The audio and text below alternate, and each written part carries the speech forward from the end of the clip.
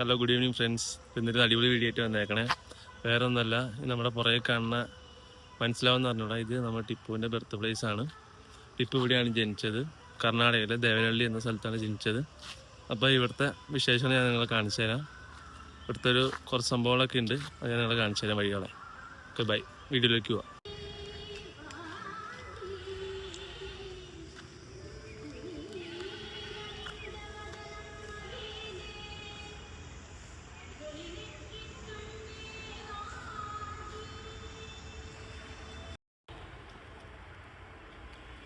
Guys, ഇവിടെയാണ് മറ്റേ ശിലയുള്ളത്, ടിപ്പു ജനിച്ചതിൻ്റെ.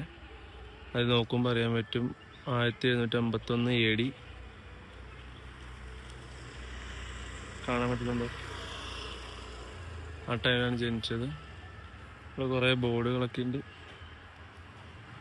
ഇതെല്ലാം പ്രൊട്ടക്റ്റഡ് ഏരിയ ആണ്.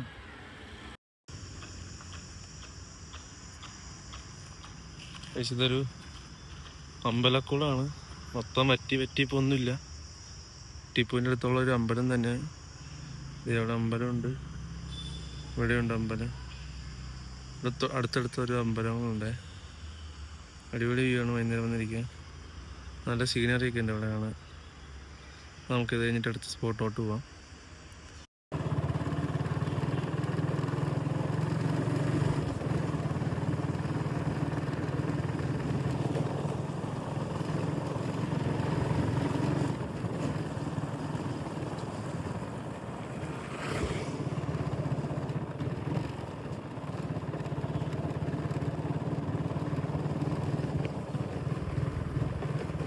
ഇതാണ് ടിപ്പു സുൽത്താൻ്റെ എൻട്രി ഭാഗം, കവാടത്ത്.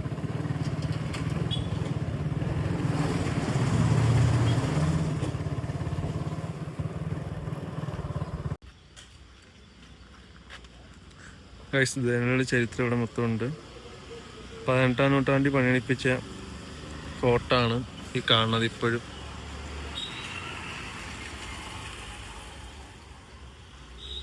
തൊട്ടടുത്ത് തന്നെ ഒരു അമ്പലമുണ്ട് ഇവിടെ.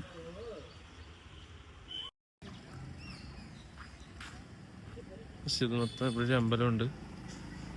ചെരുപ്പ് ഇട്ട് കയറാം.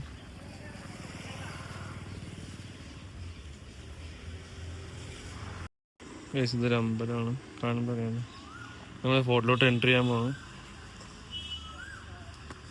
വരുന്നവർക്ക് ഇത് സ്ഥലം ഒന്ന് കാണാമെന്നല്ല, എല്ലാവർക്കും ഓപ്പൺ ആയിട്ട്. പൈസയും ടിക്കറ്റൊന്നുമില്ല. ഇത് പൊളിഞ്ഞു പോയി. 18ാം നൂറ്റാണ്ടിലുള്ളതാണ്. ഇത് ചുറ്റും 20 ഏക്കറാണിത് മൊത്തം. ഇതിൻ്റെ മൊത്തം ഞാൻ കാഴ്ചകൾ കാണിച്ചു തരാം.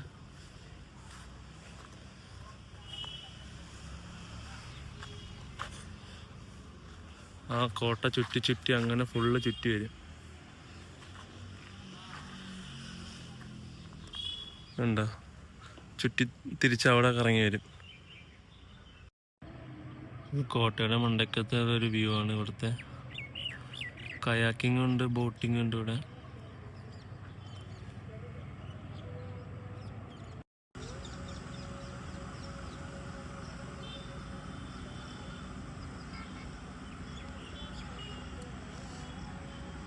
ഈ സ്ഥലം പണ്ടൊന്നും ഇത്ര വികസനം ഉണ്ടായില്ല. ഒരു 4-5 കൊല്ലത്തിന് ശേഷം ഇത്രയും വികസിച്ച്. ഇവിടെയൊക്കെ ഫുള്ള് കാടായിരുന്നു.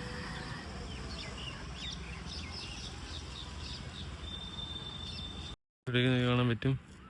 ഒരു അറയിൽ തന്നെ 4 എണ്ണം, 1 2 3 4 എണ്ണം, 4 വ്യത്യസ്തമായ അറകളാണുള്ളത്. യുദ്ധത്തിന് വേണ്ടി പണിയിപ്പിച്ചിട്ട് പ്രത്യേക ഒടുക്കത്തെ വില ഇതിന്. നമ്മൾ നടന്ന് ഫുള്ള് ഫോർട്ട് ചുറ്റിക്കൊണ്ടിരിക്കുകയാണ്. നോക്കിയാൽ കാണാൻ പറ്റും എല്ലായിടത്തും ഒരറകൾ ചെയ്തിട്ടുണ്ട്. ഇതെനിക്കൊന്ന് പീരങ്കിയൊക്കെ വെച്ച് ഇദ്ദേഹം ചെയ്യാനാണെന്ന് തോന്നുന്നു. ഒരു പോയി 20 ഏക്കർ ചുറ്റപ്പെട്ട മതിൽ ഇവിടെ അടുപ്പിച്ച് വീടുകളൊക്കെ ഉണ്ട് ഇവിടെ. ഈ കോട്ട മൊത്തം ഇവിടുന്ന് തുടങ്ങി അങ്ങ് അവസാനിക്കുന്ന അതിൻ്റെ ഉള്ളിൽ കുറേ ആൾക്കാർ ഇപ്പോൾ താമസിക്കുന്നുണ്ട്. ഇവിടെ നോക്കിയാൽ മൊത്തം ആൾക്കാരാണുള്ളത്. ഇതിൻ്റെ ചരിത്രം ആരെങ്കിലും ചോദിച്ചറിയാൻ പറ്റും, നമുക്ക് ചോദിച്ചു നോക്കാം.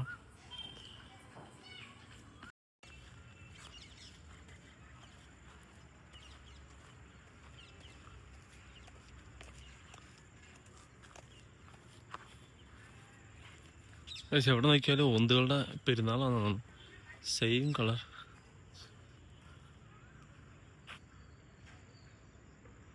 ഓന്തേട്ടം പോയി. ഇതൊക്കെ എന്താന്ന് പോലും അറിഞ്ഞൂടെ ഗൈസ്. ഇതൊക്കെ യുദ്ധം ചെയ്യുന്ന ശത്രു സൈന്യത്തിനെ കാണാൻ വേണ്ടി ചെയ്യുന്ന സംഭവങ്ങളാണ്. കാണുന്നുണ്ടെന്ന് അറിഞ്ഞൂടെ. 2 ഓട്ടയുണ്ട്. സൂം ചെയ്ത് നോക്കാം.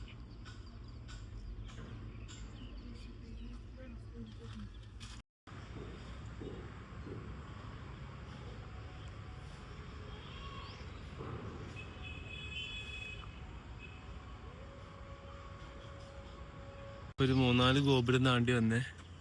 അതൊരു ഗോപുരം, ഇതൊരു ഗോപുരം, അതുപോലെ പല ഗോപുരം താണ്ടിയാണ് വന്നത്.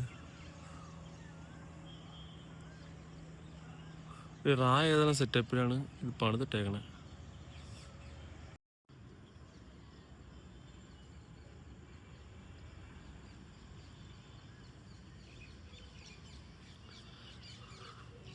തടിയൊക്കെ എന്താ സംഭവം പിടുത്തില്ല. തടിയിലൊക്കെ എന്താ സംഭവം എന്ന് അറിഞ്ഞൂടാ. ഇവിടെയുണ്ട്. ഇത് ആൾക്കാരെ വീക്ഷിക്കാൻ വേണ്ടി പണിതിട്ടേക്കാണത്. ഇന്നത്തെ കാലത്തെ നിർമ്മിതി എന്ന് പറയുമ്പോൾ ഇതൊക്കെ മൊത്തം പാറക്കല്ലും ഇഷ്ടികയും എന്താ മണലിന്റെ സംഭവം തോന്നുന്നു.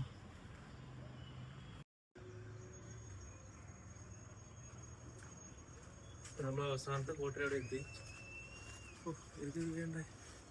നമുക്ക് ഈ സൈഡിൽ മൊത്തം ലാസ്റ്റിനൊന്നും കാണാനില്ല. ബാ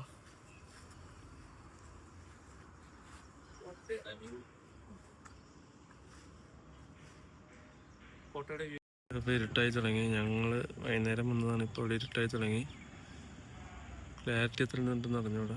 കോട്ടമാതിരി ഒരു സൈഡ് മൊത്തം ചുറ്റി വന്നു. ഇനി നമ്മൾ ഇറങ്ങാൻ പോവാണ് താഴത്തോട്ട്. ഒരു സൈഡ് കഴിഞ്ഞു, മറ്റേ സൈഡ് അപ്പുറ സൈഡാണ്.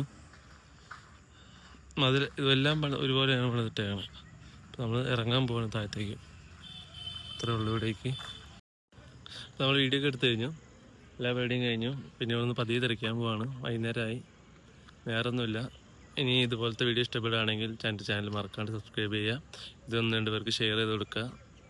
അപ്പോൾ അത്രേ ഉള്ളൂ. അപ്പോൾ എല്ലാവർക്കും ബൈ.